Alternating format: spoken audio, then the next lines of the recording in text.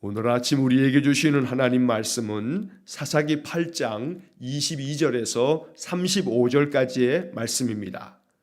사사기 8장 22절에서 35절까지의 말씀을 봉독하겠습니다. 그때 이스라엘 사람들이 기드온에게 이르되 당신이 우리를 미디안의 손에서 구원하셨으니 당신과 당신의 아들과 당신의 손자가 우리를 다스리소서 하는지라. 기드온이 그들에게 이르되 내가 너희를 다스리지 아니하겠고 나의 아들도 너희를 다스리지 아니할 것이요 여호와께서 너희를 다스리시리라 하니라. 기드온이 또 그들에게 이르되 내가 너희에게 요청할 일이 있으니 너희는 각기 탈취할 귀고리를 내게 줄지니라 하였으니 이는 그들이 이스마엘 사람들이므로 금 귀고리가 있었음이라. 무리가 대답하되 우리가 즐거이 드리리이다 하고 겉옷을 펴고 각기 탈취한 귀고리를 그 가운데 던지니 기드온이 요청한 금 귀고리의 무게가 금 1700세겔이요 그 외에 또 초승달 장식들과 폐물과 미디안 왕들이 입었던 자색 의복과 또 그 외에 그들의 낙타 목에 둘렀던 사슬이 있었더라. 기드온이 그 금으로 에봇 하나를 만들어 자기의 성읍 오브라에 두었더니 온 이스라엘이 그것을 음란하게 위함으로 그것이 기드온과 그의 집에 올무가 되니라.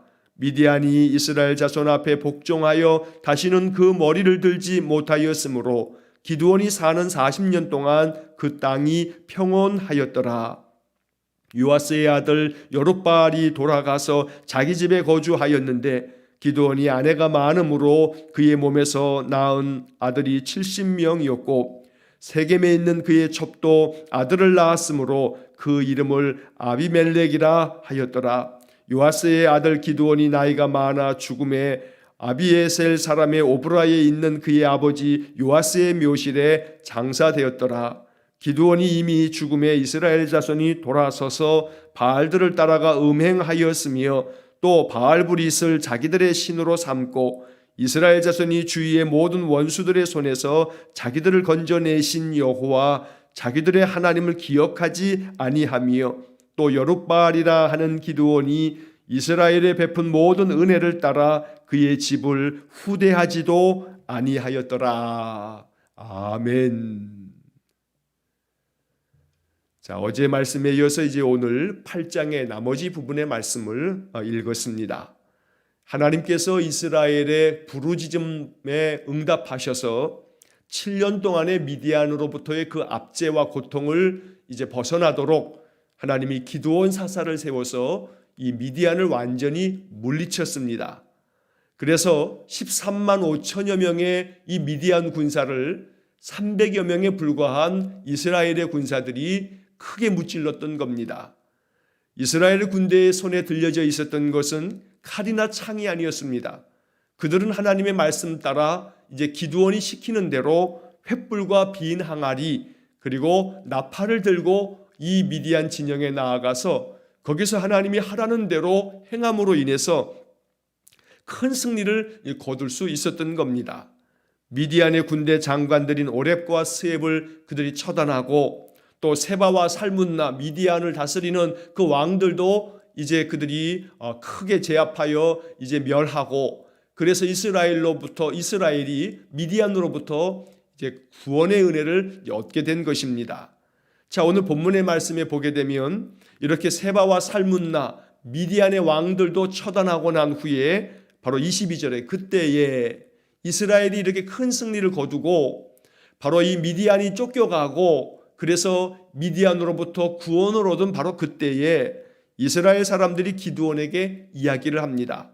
당신이 우리를 미디안의 손에서 구원하셨으니 당신과 당신의 아들과 당신의 손자가 우리를 다스리소서. 자, 이것이 이스라엘 사람들이 이제 기드온에게 이야기한 겁니다. 그러나 이 이야기에는 이 팩트가 사실이 잘못된 부분이 있습니다. 당신이 우리를 미디안의 손에서 구원하셨으니 물론 기드온을 통하여서 하나님께서 그렇게 하신 것이지만 그러나 이스라엘 사람들이 고백할 때에는 당신을 통해서 여호와께서 이렇게 하셨노라 그들이 그렇게 말했어야 옳습니다.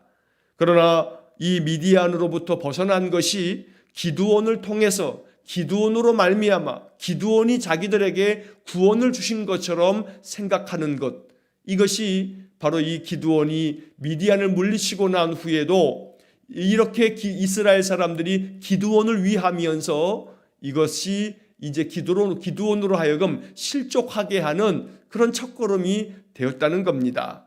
자, 물론 기드온의 대답은 이제 이스라엘 사람들의 그 이야기를 바로 잡아줍니다.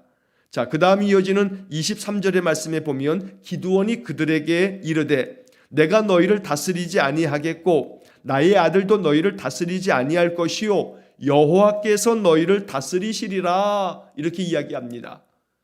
나보고 다스리라고 하지만 내 아들 내 손자까지 계속해서 대를 이어서 다스리라고 하지만 아니다, 여호와께서 너희를 다스리실 거다, 이렇게 대답해 줍니다. 여기서 기드온이 하나 빠뜨린 것이 있습니다. 자, 미디안의 손에서 구원한 것은 내가 아니고 하나님이시다. 그러므로 하나님께서 너희를 다스리실 거다, 이렇게 이야기해야 맞습니다. 이스라엘 사람들의 생각에 기드온이 우리를 구원했다라고 하는 이 생각까지도 바로 잡아주고, 그리고 여호와께서 너희를 다스리실 거다, 이렇게 대답하는 것이 더욱더 온전했다는 이야기입니다. 자, 기드온의 마음속에 조금씩 내가 이스라엘을 구원했지, 내가 이 이스라엘의 왕이나 다름없어 라고 하는 그런 마음이 싹트고 있는 겁니다. 나중에 오늘 본문의 이제 마지막 부분에서 우리가 이제 보겠습니다만 31절에서 기드온이 자기의 첩을 통해서 아들을 낳을 때 그 아들의 이름을 지으면서 기드온의 그 마음의 본심이 드러나게 됩니다. 조금 이따가 이제 우리가 그 부분을 살펴보겠습니다. 자, 이렇게 해서 기드온이 여호와께서 너희를 다스리실 거다라고 이렇게 대답한 이것만큼은 그나마 다행입니다. 오늘 우리들은 이 본문의 말씀을 읽으면서 이스라엘 사람들이 아직도 깨닫지 못하고 있구나, 그들이 하나님께 부르짖었고 하나님께서 기드온 사사를 그저 농부에 불과한 저 북쪽의 오브라라고 하는 작은 그런 성읍의 농부에 불과한 사람을 불러다가 겁장이처럼 매우 소심하고 그저 포도주 그 짜는 그 틀에서 밀을 타작할 만큼 미디안 사람들을 두려워했던 기드온인데, 이 기드온을 하나님께서 불러서 사사로 삼아서 하나님이 명하신 대로 이끌어서 승리를 거두게 한 건데, 하나님께 영광을 돌리기보다는 기드온 당신이 우리를 구원했다. 여러분, 이 말씀을 보면서 우리가 깨달아야 됩니다. 오직 우리의 인생의 삶의 구원자는 여호와 하나님 주님밖에 없습니다. 우리를 인생 가운데서 구원해 주실 분은 하나님 한 분밖에 없다는 겁니다. 그래서 언제나 내 인생의 삶을 주님 다스려 주십시오, 주님께서 내 모든 삶을 구원하시고 나를 다스려 주십시오, 이러한 기도를 아침마다 우리가 드려야 하는 겁니다. 오늘도 하나님 내 마음을 다스려 주시고, 오늘도 내 생각을 다스려 주시고, 오늘도 나의 모든 행동을 다스려 주시고, 내 가정과 또 내 온 식구들과 나의 삶의 모든 환경까지도 다스려 주십시오. 이러한 기도를 우리가 아침마다 하나님께 드리는 것, 이것이 바로 신실한 믿음의 삶이 되는 것입니다. 자, 그런데 이제 24절의 말씀에 보게 되면 기드온이 이스라엘 사람들에게 이렇게 이야기합니다. 자, 너희를 다스릴 분은 하나님께서 다스리실 건데, 그런데 나에게 너희들에게 요청할 것이 한 가지 있다. 그래서 자기가 바라는 것을 이제 이스라엘 사람들에게 이야기합니다. 자, 24절에 보게 되면 그 중간에 내가 너희에게 요청할 일이 있으니 너희는 각기 탈취한 귀고리를 내게 줄지니라. 자, 너희들이 미디안의 그 군대를 물리치면서 그들로부터 탈취한 모든 전리품 중에서 그들이 가지고 있는 귀고리를 나에게 좀 다오라고 이렇게 요청을 하는 겁니다. 자, 그 안에는 바로 이 미디안 군대 안에 이스마엘 사람들도 있었는데, 이 유목민족인 이스마엘 사람들은 주로 귀고리를 많이 하는 그런 풍속이 있었던 것입니다. 자, 그래서 그들이 그 귀고리를 금으로 만들어서 금 귀고리를 이제 이 기드온이 요청을 합니다. 자, 그때 25절에 보면 이스라엘 사람들이 대답합니다. 우리가 즐거이 드리겠습니다. 즐거운 마음으로 당신에게 이것들을 드리겠습니다. 그러면서 자기들이 빼앗은 그 금 귀고리 전리품들을 기드온에게 내어주는 겁니다. 자, 본문의 말씀 25절 이어서 보게 되면 그 하반절에 겉옷을 펴고 각기 탈취한 귀고리를 그 가운데에 던지니, 자 26절 기드온이 요청한 금 귀고리의 무게가 금 1700세겔이요 그 외에 또 초승달 장식들과 폐물과 미디안 왕들이 입었던 자색 의복과 또 그 외에 그들의 낙타목에 둘렀던 사슬이 있었더라. 자, 여기서 초승달 장식이라고 하는 것은 어제 본문의 말씀을 살피면서 말씀을 드렸습니다. 이 초승달이라고 하는 것은 저 동방에 있는 그 이방 민족들이 섬겼던 달신, 달을 섬기는 그러한 신앙을 가지고 있었기 때문에 그들은 초승달 장식을 하고 있는 여러 이 귀금속들을 만들어서 액세서리로 그들의 몸에 착용을 하고 있었던 겁니다. 자, 여기 26절에 보게 되면 이렇게 해서 이스라엘 사람들이 그 전리품 중에서 금 귀고리를 바로 기드온에게 내어주었는데 그 금의 양이 1700세겔이요 라고 말씀하고 있습니다. 여러분 1세겔, 한 세겔, 1세겔은 구람으로 따지면 11.4구람이 됩니다. 그래서 1700세겔을 지금의 킬로그램으로 바꾸면 19.38kg입니다. 자, 그러니까 19,380g이 되는 겁니다. 왜 g으로 표시를 하냐면 금을 한 돈으로 따질 때 금 한 돈은 3.75g입니다.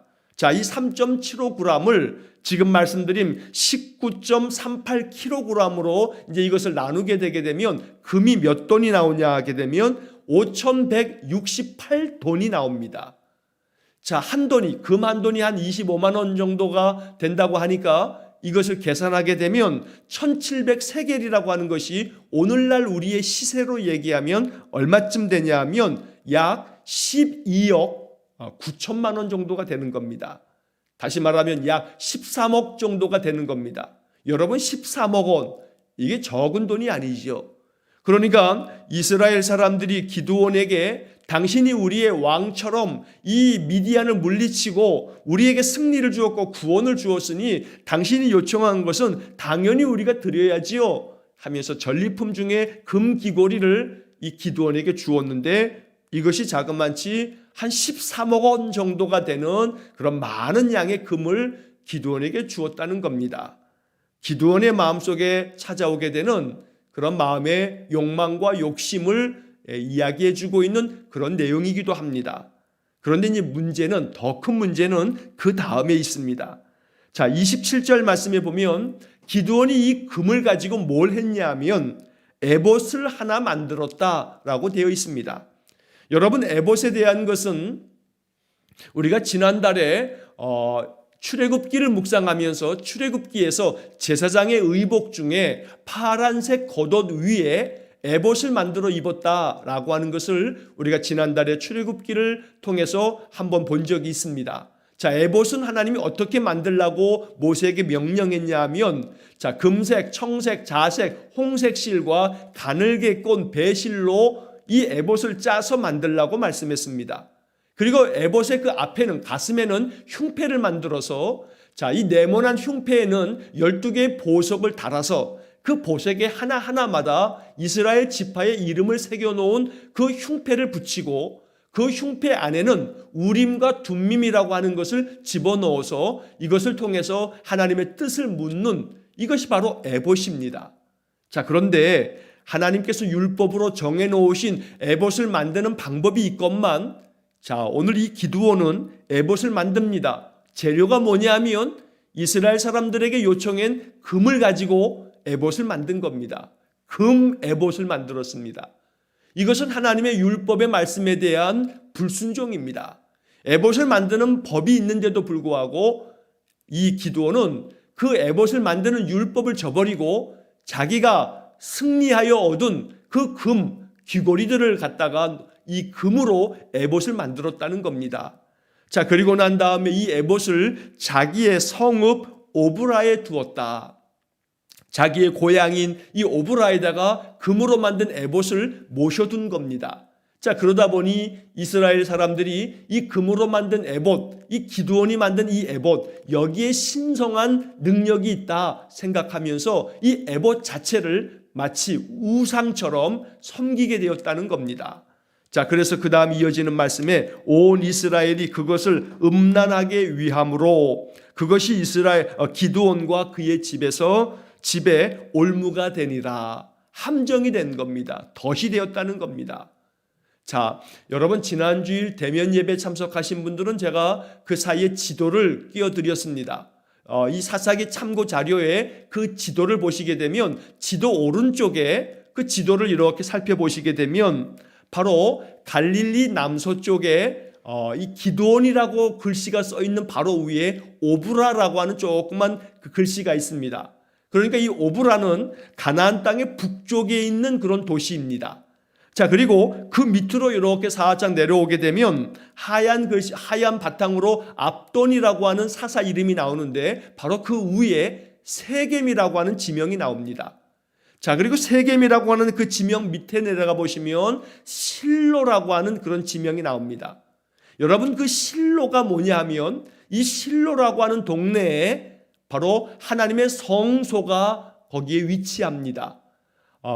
하나님께서 모세를 통해서 가나안에 도착할 때까지 40년 동안의 광야 생활 중에 성막을 만들어 주셨지요.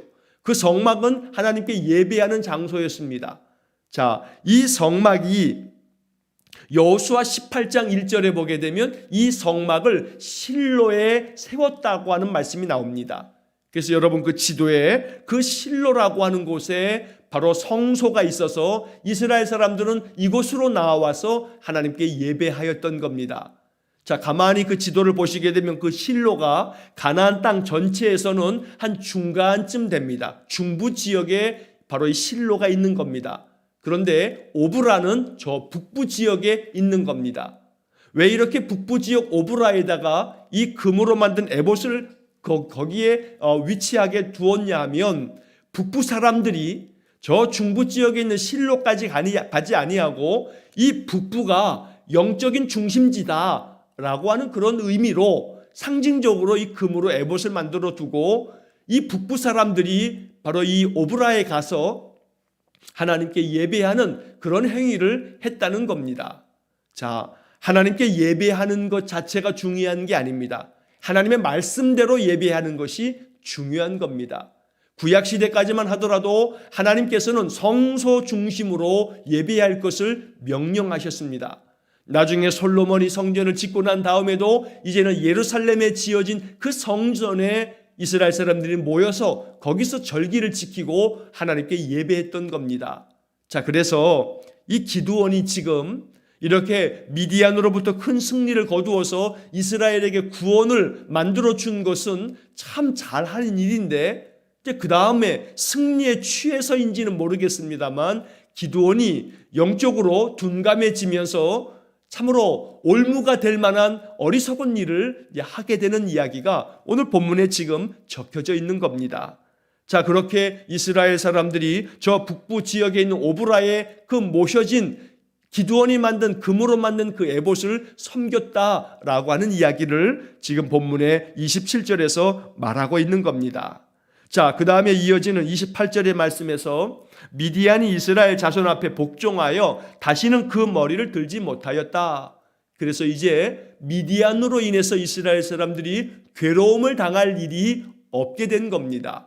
자, 그리고 그 다음 이어지는 말씀에 기드온이 사는 40년 동안 그 땅이 평온하였더라.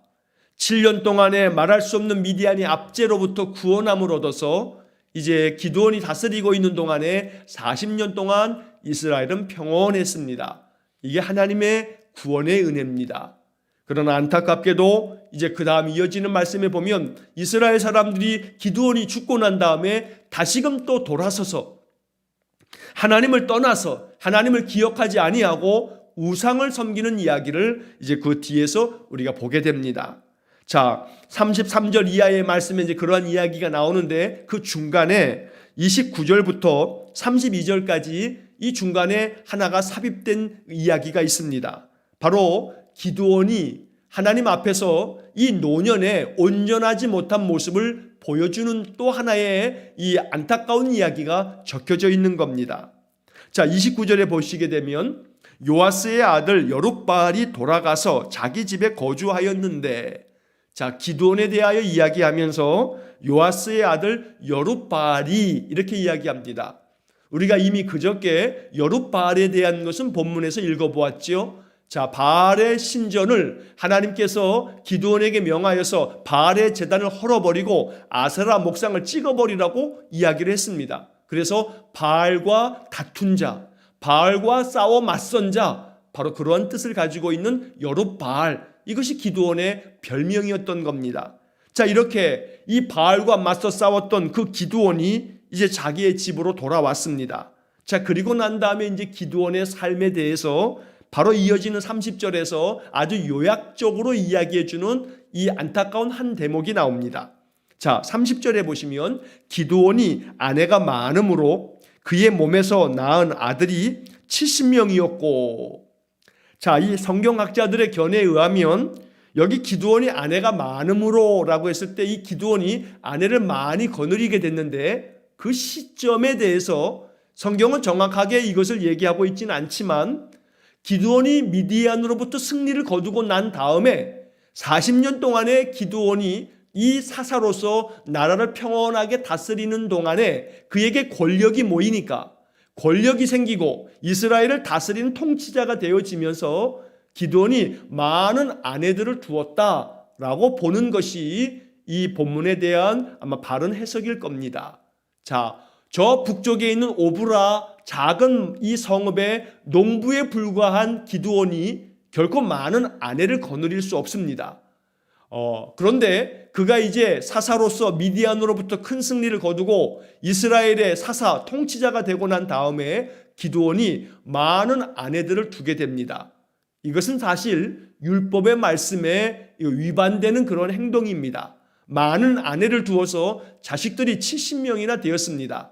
자, 그런데 그 다음 31절이 문제가 되는 겁니다. 세겜에 있는 그의 첩도 아들을 낳았으므로 그 이름을 아비멜렉이라 하였더라. 자, 먼저 하나는 세겜이라고 하는 지명이 문제입니다. 왜냐하면 이 기드온이 지금 자기의 집으로 돌아갔다 했는데, 자기의 집에 거주했는데 그 집이 어디냐면 오브라였습니다. 자, 좀 전에 제가 말씀드리면서 그 지도 이야기를 했는데, 자, 오브라가 북쪽에 있고 남쪽으로 쭉 내려오게 되면 세겜이 있습니다. 그런데 오늘 본문의 말씀 31절에 보면 세겜에 있는 그의 첩이라고 말합니다. 자, 그러니까 자기의 아내들이 많이 있어서 70명의 아들들을 낳았는데 저 남쪽 지방의 세겜이라고 하는 도시에는 또 하나의 첩도 있어서 거기서 그 첩을 통해서 낳은 아들이 아비멜렉이다. 그러니까 오늘 성경은 이렇게 아비멜렉에 대한 이야기를 짧게 하느라고 이 이야기를 하고 있습니다만, 아마도 이 기드온이 각각의 지역마다 첩을 두었던 것 같은 그러한 이야기를 지금 성경이 말하고 있는 겁니다. 오브라에 살고 있으면서도 저 세겜 땅에 첩을 둘 만큼 사실은 기드온의 이 노년의 삶 속에서 그가 가지고 있는 권력은 그로 하여금 하나님 앞에서 하나님 보시기에 악한 그런 행동들을 이제 범하고 있는 그런 장면이 되는 겁니다. 자, 더더군다나 이 31절의 그 뒷부분에서 이렇게 세겜에 있는 첩을 통해서 아들을 낳았는데 그 아들의 이름을 기드온이 뭐라고 붙여주었냐면 아비멜렉이라고 붙여주었습니다. 여러분, 이 아비멜렉은 두 글자가 합해진 겁니다. 아비라고 하는 말하고 멜렉이라고 하는 말이 합해진 건데, 이 아비라고 하는 것은 이 히브리 말로 아바라고 하는 말이 성경에도 있죠. 신약 성경에. 바로 그것은 아부라고 하는 말에서 나온 건데, 이것은 나의 아버지라고 하는 뜻입니다. 자, 그 다음에 뒤에 나오는 멜렉은 왕이라고 하는 말입니다. 그러니까 아비멜렉이라고 하는 것은 나의 아버지는 왕이다 라고 하는 그런 뜻입니다. 자, 이것이 세겜에 있는 그 첩이 낳은 아들에 대해서 기드온이 그 아들에게 이름을 지어준 겁니다. 아비멜렉이다 너는. 그러니까 이 아비멜렉을 부를 때마다 뭐라 하는 겁니까? 나의 아버지는 왕이시다. 이 아비멜렉의 뜻이 나의 아버지는 왕이시다 이런 뜻이니까 기드온이 지금 자기 자신을 왕이라고 드러내놓고 이야기를 하는 거지요. 이게 지금 기드온의 영적 상태인 겁니다. 내가 왕이다. 이것을 자기 아들의 이름 속에다가 이름의 뜻을 그렇게 뜻을 만들어서 이름을 지어줬다는 겁니다. 자, 이렇게 기드온은 하나님께로부터 사사로 부름받아서 이스라엘을 구원하는 구원자의 귀한 사명을 감당했지만 그러나 그가 이스라엘의 통치자가 되어지면서 그는 점점 영적으로 무너져 내리는 그러한 모습을 보여주고 있는 겁니다. 그래서 오늘 우리들이 이 기드온의 이야기를 보면서 이 12명의 사사들 가운데에서 나중에 사사로 크게 위대하게 사용되었다가도 나중에 무너져 내리는 그런 사사들 중에 대표적으로 기드온과 그리고 삼손이 있는 겁니다. 우리가 기드온에 대해서는 좋은 평가를 가지고 있습니다만 그러나 기드온의 노년의 이러한 무너져 내리는 모습은 매우 안타까운 모습이 아닐 수 없습니다. 자, 그 다음에 이어지는 33절 이하의 말씀에 보게 되면 기드온이 죽고 난 다음에 이스라엘 자손이 돌아서서 바알들을 따라가 음행하였다라고 되어 있습니다. 하나님을 섬기지 아니하고 하나님 떠나가는 겁니다. 40년 동안에 평안했는데 그 평온함이 하나님으로부터 주어진 것이라 이렇게 여기지 않았던 겁니다. 그러니까 그들이 다시금 기드온이 죽고 난 다음에 바알을 섬기게 됐던 겁니다. 옛날로 돌아간 겁니다. 자, 그 다음에 이어지는 말씀에 또 바알 브릿을 자기들의 신으로 삼고, 자, 바알 브릿이라고 하는 말이 나오는데 앞에 있는 바알은 바로 우상 바알을 말하는 것이고 뒤에 나오는 브릿은 베리트라고 하는 히브리 말에서 나온 말인데 이것은 언약이라고 하는 뜻입니다. 약속 그런 뜻이죠. 그러니까 바알의 약속, 다시 말하면 바알이 우리에게 언약을 준다라고 이렇게 생각하면서 만든 우상이 바알 브릿입니다. 이 바알 브릿을 그들의 신으로 삼았다라고 말하고 있는 겁니다. 이스라엘 자손들이 40년 만에 또 하나님을 잊어버리고 이렇게 바알 브릿을 섬기면서 언약의 주님이신 하나님을 내버리는 그런 안타까운 모습을 이야기하고 있는 겁니다. 사사기에서 계속 이러한 모습이 반복되어지는 것을 우리가 지금 계속 읽고 있습니다. 34절 마지막 34절을 보면 이스라엘 자손이 주위의 모든 원수들의 손에서 자기들을 건져내신 여호와 자기들의 하나님을 기억하지 아니하며, 기억하지 못하는 게 아니고 기억하지 않았습니다. 아예 그냥 생각 속에서 그냥 지워버리고 바알을 자기들에게 언약을 준 언약의 주인이라고 섬겼던 겁니다. 이것이 이스라엘 백성들의 연약함이고 패역함입니다. 오늘 이러한 이스라엘 사람들을 바라보면서 우리의 마음속에 반면교사로 삼고 평온할 때 하나님을 찾지 아니하면 그렇게 평온함이 계속되어지는 가운데 하나님을 잊어버리고 하나님을 내버리게 됩니다. 평온할 때 하나님을 기억하고 하나님을 향한 믿음을 더욱더 돈독하게 하지 않으면 그러면 결국 그 신앙은 온데간데 없이 사라지게 되는 겁니다. 그러면 또다시 하나님의 징계를 통해서 그들은 또 고통을 겪어야 할 겁니다. 이것이 되풀이 되어지는 인생, 바로 이것이 우리 연약한 인생들의 삶의 모습입니다. 오늘 그러므로 사사기를 우리가 읽으면서 어떠한 삶이 지혜로운 삶인지를 우리가 마음속에 깊이 배워야겠습니다.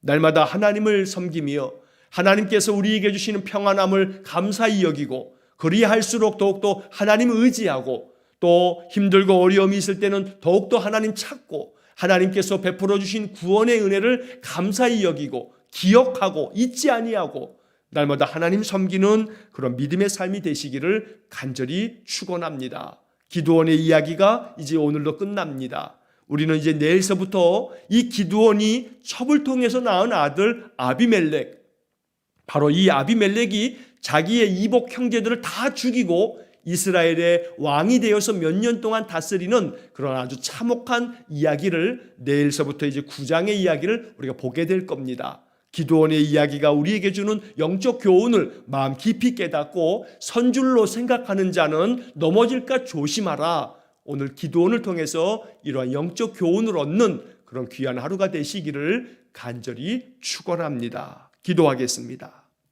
사랑과 자비가 풍성하신 하나님, 하나님의 사사로 부름받아 이스라엘을 구원하고 40년 동안에 평온하게 이스라엘을 다스렸던 기드온, 그러나 그 대사사 기드온조차도 영적으로 깨어있지 못함으로 인하여 그가 무너져 내려가는 모습을 안타깝게 오늘 성경을 통해서 보았습니다. 이것이 우리에게 영적 교훈이 되게 해 주옵소서. 어떤 누구도 선줄로 생각하면 넘어질 수 있음을 기억하여 겸손한 마음으로 하나님을 따르는 귀한 믿음을 우리에게 허락해 주옵소서. 우리의 구원자는 여호와 하나님밖에 없으며 우리를 다스릴 분도 오직 여호와 하나님밖에 없습니다. 그래서 우리의 삶이 평탄할 때 이것이 하나님의 주신 은혜임을 고백하며 더욱더 하나님 섬기는 귀한 믿음을 허락해 주옵소서. 언제나 변함없이 하나님을 기억하고 오직 여호와 하나님만을 섬기는 귀한 믿음을 우리에게 허락해 주옵소서. 오늘도 한날의 모든 삶을 주님께 의탁하오며 예수님 이름으로 기도하옵나이다. 아멘. 우리 구주 예수 그리스도의 은혜와 하나님 아버지의 극진하신 사랑과 성령의 교통하심이 날마다 영적으로 겸손하고 겸허하게 오직 모든 은혜가 하나님께로부터 왔음을 고백하며 여호와만을 섬기는 신실한 믿음의 삶이 되기를 간절히 소원하는 머리 숙인 귀한 성도들 위에와 저들 가정과 온 가족들 위에 우리 성도들의 모든 산업 위에 이제로부터 영원토록 함께 하시길 축원하옵나이다. 아멘.